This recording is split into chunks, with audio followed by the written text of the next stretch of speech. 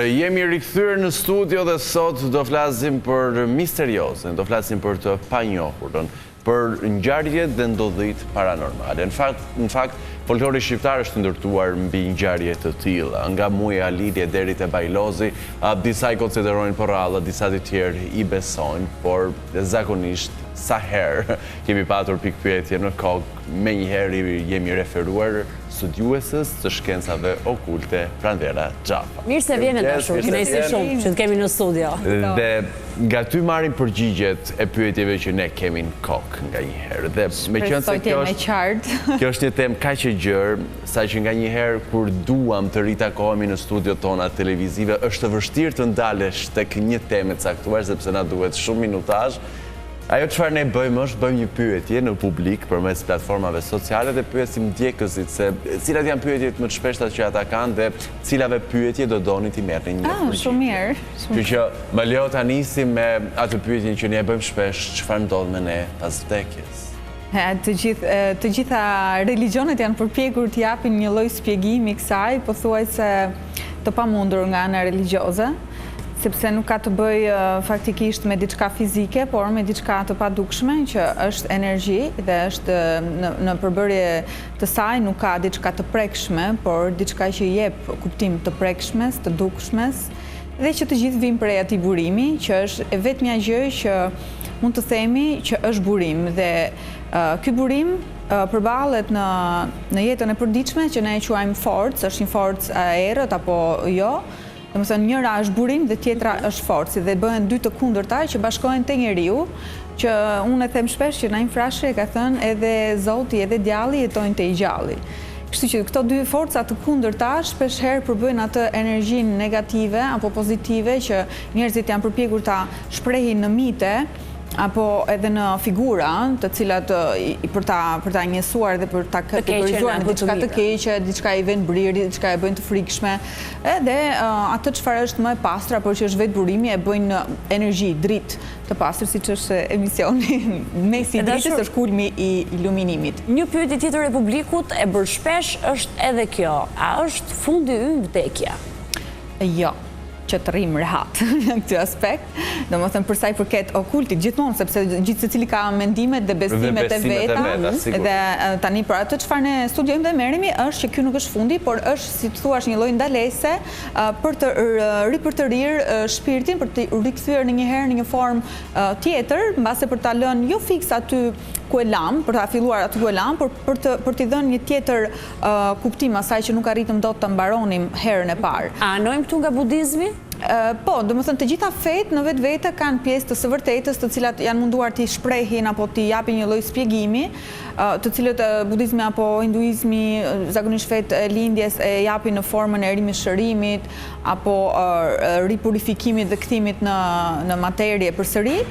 Është një lloj, si më thënë, dëshira e madhe e njeriut është që të kuptoj për tej dhe është e frikshme, është mbjell një lloj frike, domethënë për vdekjen, se ajo është fundi dhe në fakt kjo ka ndodhur historikisht, ne nuk jemi këtu të përjetshëm, të paktën me sa mbajmë mend ne nga ky civilizim, nuk ka diçka të përjetshme përpos civilizimeve të mëparshme, të cilat personifikonin përjetësinë apo Golden Age apo ajo koha e artë dhe argjend, të cilat jetonin edhe më shumë, por kjo ishte sepse misioni ishte më jetë gjatë dhe njeriu e gjente veten më të ndriçuar në atë fazat të civilizimit se sa tani.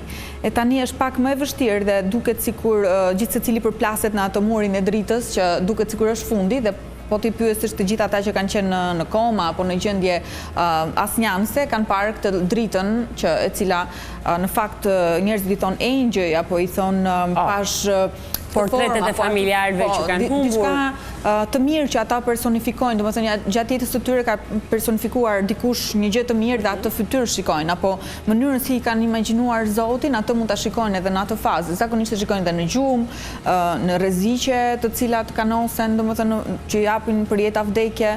Dhe këto janë figura ndryshe të njohur archangels apo angels që i njeh edhe feja. Tek ëngjëjt ekzistojnë, çfarë janë, se njerëzit i shohin në forma të ndryshme, dikush i sheh në formën e një drite, dikush i sheh në formën e një njeriu të sotëm.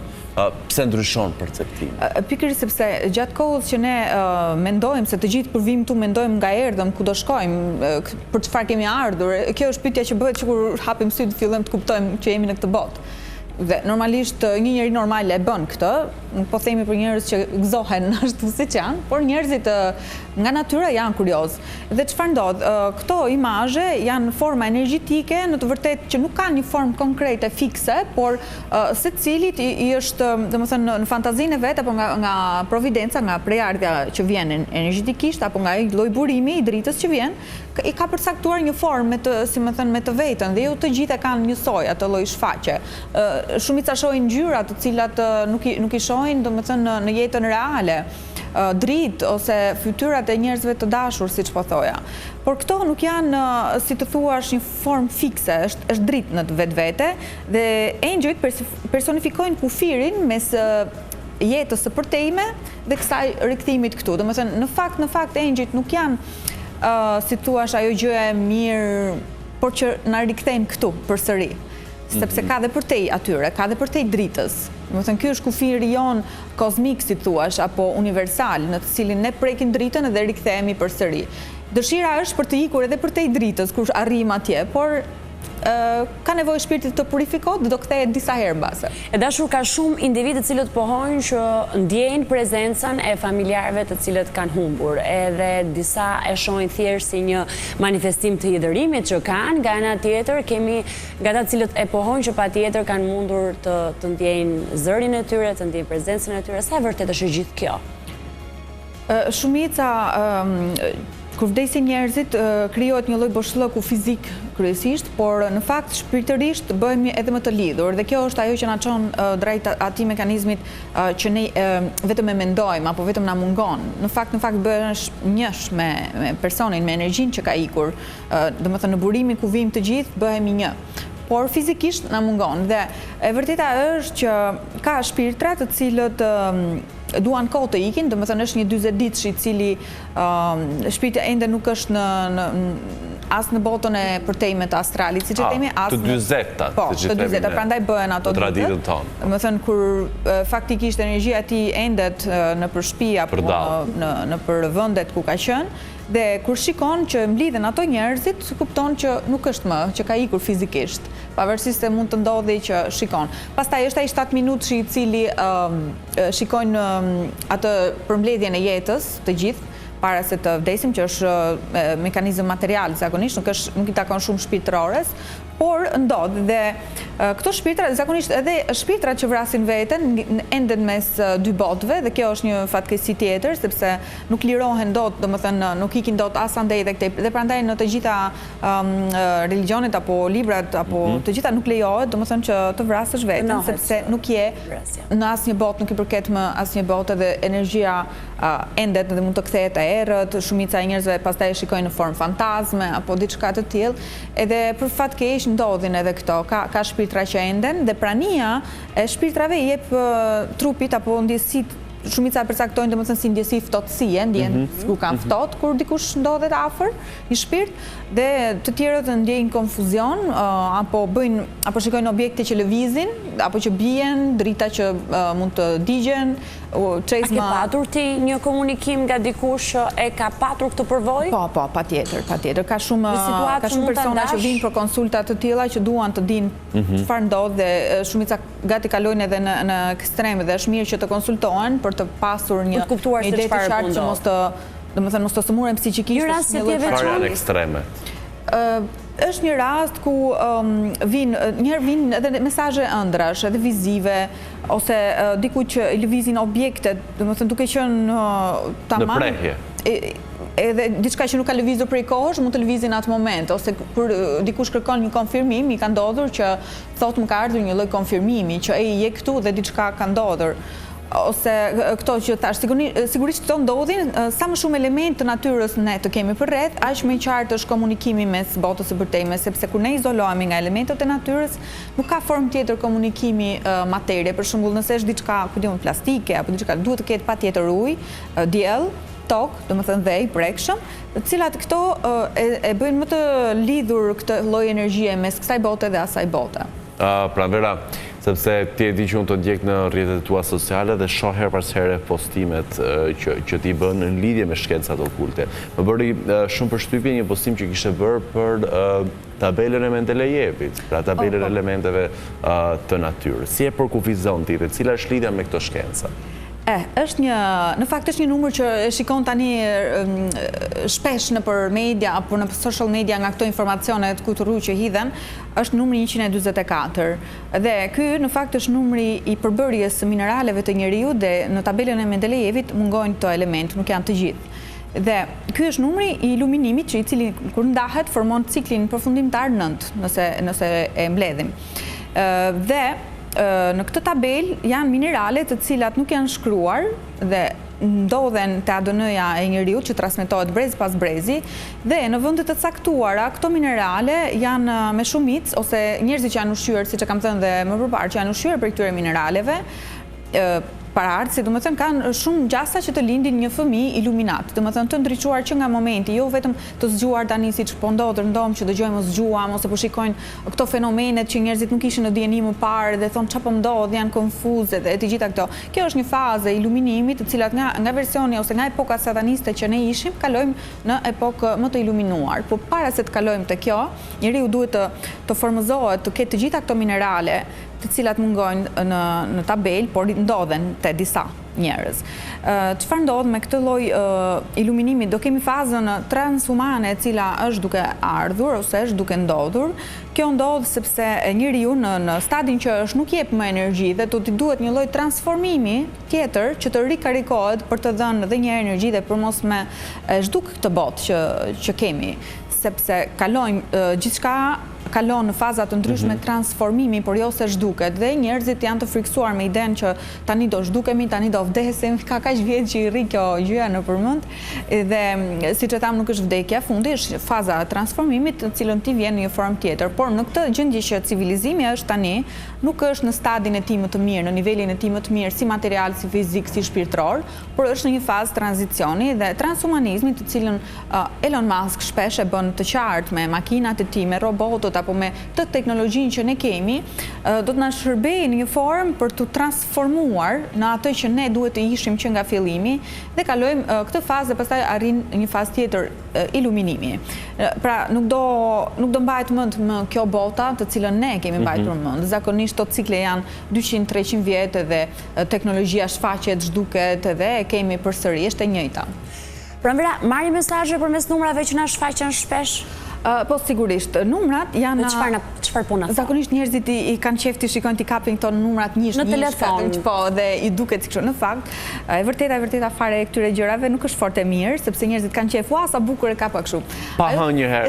Çfarë ndodh me? Ajo tregon kapim orën 11 dhe 11. Po, ajo tregon një lloj, sepse ne jemi në një lloj simulimi dhe tregon që ti je në stagnacion dhe je duke bërë të njëjtin gabim dhe duhet ta kalosh atë stad. Domethënë ai 11 që të shfaqet ajo 8 domethënë janë numra të cilat të kanë ndaluar dhe domethënë është si një shenjë universale e cila të tregon që ndroi frekuencat, nuk je mirë, ndryshoje këtë, mos u përball me të njëjtën gjë, mos shko pas, vazhdo, evolo, domethënë ajo kur të shfaqet është që duke thënë që i duke përsëritur, domethënë ajo është përsëritje. Ne kemi menduar që është sigur duke na thënë që je në rrugën e duhur, bravo. Po, sepse zakonisht ata në fakt janë numra ëngjësh ose angelic numbers që i thon, por janë kur ti je lindur në ato ose kur kodet e tua në jetë janë të lidhura me atë numër, jo sepse të shfaqen. Po s'ja kuptojmë që kodet tona janë të lidhura me një numër të saktuar. Tani duhet të bëjmë mbase ndonjëherë tjetër, bëjmë prollogaritjet e ditës së lindjes, e muajit të lindjes, e datave të cilat kanë qenë vendimtare për secilin nga ne, të cilat tregojnë një kod që do të ndjeki gjithmonë. Zakonisht ditëlindja është kodi që do të na ndjeki. Ja, Alma ka ditëlindjen sot për shembull. 6-10-95, se kemi zbuluar vitin. Okej, në të vërtetë numrat janë një lloj strukture që tregojnë një lloj cikli. Gjashta në vetvete është një cikël i iluminimit, por që shërben. Më thënë, ti i altruiste nga natyra dhe çfarë bën? Ti shërben në gjëra që njerëzit nuk i vënë re shpesh herë, dhe gjashta është i papërfunduar. Nëse ishte 9, ti do ishe më e vetë përmbushur, për shembull më e plotësuar dhe nuk do kishe shumë dëshirë të bashkëveproje me njerëzit. Do ishe pak më egoiste. Në jam altruiste. Po, dhe gjashta në vetvete është ajo të cilën e kalojmë nga kujdesi në shërbim, domethënë nga japim dorën, kalojnë në dimensionin tjetër, domethënë të dhënit. Domethënë pasi pesa jep dhe është ajo baza materie, dhe 6 kalojmë në diçka që mund të shërbejë edhe më shumë. Po dhjeta. Teta në vetvete është mes dy botëve materies dhe fizikes, domethënë dhe shpirtërores. Domethënë njerëzit me numrin 8 duhet të bëjnë shumë kujdes, domethënë për karmat, sepse duhet të jenë shumë strict, domethënë mos bëjnë gabime të tilla sepse u kthehen shumë shpejt pas. Ata që kanë lidhur më datë. Dita 8 për shembull është numër portalesh ose formash energjetike, të cilat hapen portale që shumica i ka njohur për shembull si trekëndshi Bermudës, që është trekëndshi ose portali më i madh. Gjithashtu ka edhe të tjerë, por në këto ditë portalesh vinë forca të shumë llojshme, të errta apo jo, dhe kanë një lloj kaosi. Dhe njerëzit në këto data ose të gjitha datat që janë me këto lloj numrash fiks, 7-7, 8-8 apo diçka të tillë, janë njerëz që kanë të bëjnë me të dyja botët, janë between dhe janë numra karmik infinit.